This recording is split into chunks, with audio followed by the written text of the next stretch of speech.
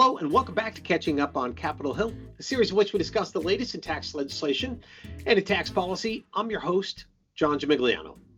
In our last episode, we dug into one of the more interesting provisions in the House-passed tax bill, the proposed retaliatory measures of new Section 899. Now, there's a lot more to say about the House bill, but really, there's not a lot more time to say it. That's because the Senate has returned to Washington and is now poised to act on its own version of the bill.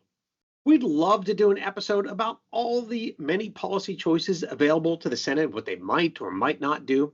But well, such an episode could be quickly overrun by events as soon as this week. So instead, let's just set this episode up to point out where there is a high probability that the Senate bill will differ from the House bill. We should probably also discuss how these differences will ultimately have to be resolved between the House and the Senate before the bill can become law. To help me do that, we've got regulars Jennifer Gray and Tom Stout with us today. All right, so Tom, let me start with you. First question. Well, let's start maybe at a high level. What are some of the big issues that we think the Senate may have to deal with that were in the House bill that may not go over quite as well in the Senate? Well, probably the biggest one has to do with the spending cuts that the House put in. These were cuts particularly to Medicaid and food stamps that are very controversial in the Senate. And, they're in there to offset the deficit cost of the TCJA extensions in the bill. And those are important to a lot of members who are concerned about increasing the deficits and increasing debt. But that's probably less a concern in the Senate, and the spending cuts in particular are more of a concern over there. And of course, we've got 53 Republican senators. Not all of them are going to view these in the same way, I think is the point you're making, Tom, that some may say these are great. In fact, maybe we should do more than what the House did. But others may have concerns about what the House has done, whether or not these are actual cuts to Medicaid or they're just improvements to the program. They're going to be in the eye of the beholder. So is that what you're getting at? Is that some of the senators are likely to find to be problematic? Yeah, absolutely. That's true both House and Senate. There are internal conflicts in terms of what the House and Senate want to do that are going to complicate this going forward. And as you say, the majorities are thin in both House and Senate. 7-seat majority the Republicans have in the House, 6-seat majority in the Senate, which means in both houses they can only afford to lose 3. So they have to listen to every small group's concerns about the bill. And I would agree with that. I think that there's a very strikingly similar dynamic intra-party in both the House and the Senate, where you have generally more moderate members who, as Tom, you said, are expressing discomfort with some of the changes being made, particularly the entitlement programs like Medicaid. On the other hand, in both chambers, you have fiscal hawks who are quite concerned about the level of deficit spending. I feel like the only way you can address deficit spending is by looking at those entitlement programs. And so the dynamics are very similar in both. And as you said, Tom, given the 3-seat majority, it's a delicate balance for the leadership, a tightrope there for them to balance on. Right. And as John says, there are members there that would be perfectly happy with having those spending cuts be even deeper than they are. Mm-hmm. Jennifer, let me ask you a question. You worked in the Senate from a leadership point of view. So in the House, very challenging. You pretty much had to make everybody happy at once. The moderates, the hawks, everybody, which Mike Johnson did. So credit there that he was able to keep them all together just because of the incredibly narrow margins and the size of the different groups for and against things in the House. But in the Senate, is the dynamic a little bit different? So if you're Majority Leader John Thune, he's not going into this trying to get 53 yes votes, right? He's really aiming to get 50. Does that mean he can sort of tell 3, sorry, you're just going to vote no against it as long as I can get 50 and J.D. Vance to cast the tie-breaking vote? Or do you think he's really trying to get all 53 to yes? Obviously, in an ideal world, they would love to have unanimity among their conference, but certainly the focus here is getting to 50 votes in the Senate. Mm-hmm. So that might mean that the moderates maybe aren't going to be happy and they can vote no. Or maybe he's getting the moderates to say yes and the deficit hawks to say no. But then, of course, he's got a problem back in the House. Either way he goes, he's got a problem back in the House. So that's why it's going to be so interesting to watch play out. Jennifer, let me ask you then. So Tom talked about the spending cuts that came out of the House. What other kind of big issues do you think that the Senate is going to have to deal with that the House may be in a different place on? Well, I think on the tax side, obviously, there are always going to be an unlimited number of tiny issues that folks are going to have different opinions about. But I'd say the 2 major issues from the tax focus in the Senate are likely to be the same 2 that there were in the House, which is how do you deal with the various tax incentives in the Inflation Reduction Act, focus on clean energy, alternative energies, et cetera? How do you deal with those? Again, very different points of view. To some degree, those points of view are along those more moderate / fiscal hawk lines. And in some ways, those might be geographic, that certain areas of the country have taken advantage or seen investments from some of these various credits and tax incentives under the Inflation Reduction Act. And those representatives and senators perhaps want to keep those in place, or at least see a gradual sunsetting of those to allow some of these investments to move forward that have already begun or are scheduled to begin. So I think that's one area. The other is the SALT area. Very, very different dynamic in the Senate. There really are not senators in the Republican caucus, with the exception of maybe one, who strongly feel that that SALT cap of $10,000 needs to be increased. However, there is, of course, those members in the House. And so to some degree, this is a matter of the Republican senators being on one side, and be honest, the majority of the Republican caucus in the House being on one side, which is comfortable with the $10,000 cap and leaving that where it is. But you do have a sizable number of members in the Republican caucus in the House whose votes you need because of that tight margin in the House. Mhm. That, I think, is going to be a major, major issue. So SALT and IRA, let's break those down each separately a little bit here. So let's start with IRA. We've had a number of Republican senators say pretty publicly that they are not happy with exactly how the House did it, and there are certain things that they are going to want to modify. Can we think about the IRA completely, that they just want to provide more relief across the board of the IRA? Or do you think there are more constituent interests that they care about this credit more than that credit in the IRA? And it may be, depending on the technology or the specific credit within the IRA, some may get better or worse treatment. What do you think, Jennifer? It's absolutely the latter. There are particular members who have interest in particular code sections and investments taking place in their states, and those are going to be their priorities on how do they continue to encourage those investments in their states through the IRA provisions. Yeah, a lot of people are talking about the IRA as a monolith, and it's not. So that, oh, don't worry, the Senate will be gentler, a more orderly exit from the credits than the House would have proposed. And maybe, we don't know, of course, but I think you're right, Jennifer. You have to ask specifically, go credit by credit, to figure out who is going to champion what, and will all of them get the same treatment, or are they going to be different? Tom, Jennifer talked about SALT. Dig a little bit more into SALT. Like, what are the options available to the Senate then? If they don't like what the House did, what could we see in the Senate? Because Jennifer correctly pointed out, and I can't remember, one of the senators said yesterday, I think it was, 0 Republicans, senators from New York, New Jersey, or California. So our view is different. What do you think the Senate might do differently? The geographical element plays into both of these issues, both the IRA credits and the SALT limitation. Clearly the members, particularly on the House side, that are concerned about the state and local tax limitation are the ones in New York, New Jersey, California, in sort of marginal Republican districts that have elections they're looking at next year, where that limitation is important because the relatively high tax areas, that limitation is really hitting. In the Senate, it's not the same kind of problem where it's statewide, and Republican members currently in the Senate are representing states that tend to be less sensitive to that issue, you might say. There are more states that are more largely rural or small town, and as a result, the SALT limitation doesn't hit. You're talking about the IRA credits. I mean, I was thinking of a particular example of that really illustrates the issue. On the Senate side, you've got Tom Tillis in North Carolina, who is currently looking at a $14 billion investment in electric vehicles and batteries that he's concerned about that might go away. But that might be a concern that's particular to those areas, those credits, and maybe he doesn't care as much about the others. Mm-hmm. So it's going to be complicated as they work through coming up with a solution. And they're well aware that whatever they pass, it's great. Their number one priority is to get something through the Senate.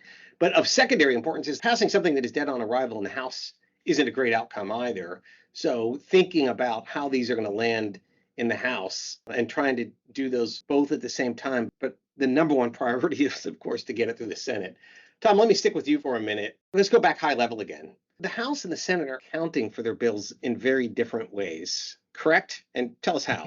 The House has proceeded with the traditional way of accounting using what's called a current law baseline, which is to basically take the law as it is and calculate the effect of the changes on that baseline. The Senate appears intent to use what they're calling a current policy baseline, which is to assume that the current policies that are in place are permanent even if they expire. And that's particularly the case with the Tax Cuts and Jobs Act individual provisions, which are all set to expire at the end of 2025. Assuming that all of those changes remain in place permanently, allows the Senate to basically read their changes out of the deficit number, which is particularly useful for purposes of what's called the Byrd rule under budget reconciliation rules, which requires that changes that take place outside of the 10-year budget window that increase the deficit are subject to a point of order. If you assume that all those changes are already in the code, then you don't have that problem. You mentioned current policy baseline, the Byrd rule under the rules of budget reconciliation. Just to remind everybody, we did episodes on both of those earlier in the year. We didn't waste our time. Those are still live issues. But you're right. If we just think about the Senate budget, the reconciliation instruction for a moment, if we assume that extending the tax credits and giving themselves that under current policy baseline gives them basically $4 trillion of air quote free money. They also give themselves $1.5 trillion of additional deficit. So that's 5.5. Do you think it's fair to say, either Tom or Jennifer, that there's more headroom for tax cuts in the Senate than in the House and maybe less pressure on revenue raisers? Or do we think that they're going to end up with just as many revenue raisers as the House did in the end anyway? It depends on how many tax breaks you see come into the Senate bill that perhaps you did not have in the House bill. Is there more appetite in the Senate for individual members' priorities, et cetera? And to the extent that those are tax cuts, that could potentially increase pressure to find money from other locations. And to circle back to SALT, if you look at the SALT provision that was in the House, that again, Republican senators do not prioritize. I just pulled up the number. It's about $750 billion just for that one provision. So they have to be looking at that and thinking, hey, that's money we could use for other things, or at least part of that money they could use for other things in the Senate. Jennifer, should we expect other senators to come with requests in this bill beyond what was in the House bill? 1,000%. I mean, the senators know that this is a train that is leaving the station that more than likely is probably going to be enacted in some form in the next 1 to 6 months. And so if you're a senator, whatever your priority is, you are looking to get it on that train. And I always make the joke, every senator thinks they're a king or queen, and they are very used to being able to use that leverage in ways that sometimes maybe House members aren't as used to. Didn't Senate Finance Chair Mike Crapo say something like he's got a whole list of requests from his members? Over 200, and that was as of, I'd say, a couple months ago that I had heard him say that. So I would not be surprised if that list is almost doubled by now. Yeah, so there's even more differences potentially between the House and the Senate bill, is if the Senate adds all these items that senators want, is the House going to accept them? Tom, what else around current policy baseline do you think is going to create conflict between the House and the Senate? Yeah, to sort of bring this back to where we started, problems with deficits and increases in the debt. The House bill, as it currently stands, would increase the deficits over the next 10 years by $2.4 trillion, according to the CBO, not including interest on the debt. In the Senate, where they're using that current policy baseline, basically what they've done is given them the $3.9 trillion that it would cost to extend the TCJA cuts, and then another 1.5 on top of that. They're talking right now about $5.4 trillion increase in deficits. That is going to be a problem back on the House side, where they were concerned just about the 2.4. So getting back to House Senate differences, it's a significant one. Now, in fairness, that's the net tax cut number, correct, Tom? So any spending cuts that the Senate would be able to enact would offset some of that. Right, and it puts more pressure on them to try to find more spending cuts. But again, those become controversial because they were already having problems with those at the current levels in the House bill. Yeah, and I think some ways finding those spending cuts that are acceptable and can garner those 50 votes may be more difficult in the Senate than it even was in the House. Yep. Let me conclude with this question then. Differences between House and Senate. We're in June now. We think that the Senate probably does get a bill out of the Senate in June. But then the question is, how do these differences get resolved? The ones we've talked about, and I'm sure there are going to be others. But when the House and Senate get together to reconcile these, how's that going to go when we get to, I guess, beyond 4th of July, if they don't resolve them sooner? Well, whatever the procedure is, it's not going to be easy given the differences that we're talking about. Speaker Johnson referred to his dilemma as trying to cross the Grand Canyon on a piece of dental floss. And that's a good description of the tightrope they're really walking to try to resolve all of these issues and reconcile all of the various elements of the parties in both houses in order to get this done. To Johnson's credit, he's done it so far, but it keeps getting more and more challenging for him. So we'll see if he can do it here on this one. Jennifer, what about you? How do you think this is going to go when the House and Senate try and reconcile their two bills? Well, we haven't mentioned President Trump here, and I think he has the potential to be a major factor. He certainly seemed to have been a major factor with the House bill. We know that he has had Senate Republicans to the White House already. He seems to have gauged quite early in this process here in the Senate, once that bill came over from the House. It's going to be a challenging, there's no question about it. And again, with the margins this tight, cannot overemphasize how important that is because of the leverage that it gives each particular member, that they only need three of their buddies for a group of four, whether in the House or the Senate, to be able to really extract demands and how this bill is going to be drafted at the end of the day. Again, it's going to be a tightrope walk to get this finished. Difficult as it is, though, I mean, I think it's important to remember that this is Republican priority 1 through 10. So there's a lot of pressure to get this thing through. I think the president could be quite important in this process. He's the closer, right? They're calling him out of the bullpen here in the ninth inning to close this thing. See if he can do it yet again. He successfully did it in the House bill and times before that. But this is going to be the most challenging one of all, and it's going to be one of the things we're going to be watching all summer. So, Jennifer, Tom, thank you very much. In closing, maybe just a word on what all this means for timing of the bill. We obviously laid out a number of issues that the House and the Senate are going to need to reconcile before this bill can become law. And if you think that the complexity of that negotiation means that a July 4th deadline or even an August 1st deadline for enactment seems unlikely, well, I completely understand that. But I think looking back at what has happened at every step of this bill so far, the budget, the development of reconciliation instructions, the passage of the legislation in the House, well, we have to acknowledge that the one big beautiful bill, it has defied the laws of political gravity so far. Can it continue to do so? I don't know. But I do know this. I've had to recalibrate my timeline a few times already. And so I humbly say that leaves the possibility that the looming tax cliff, well, it could be averted sooner than any of us expected.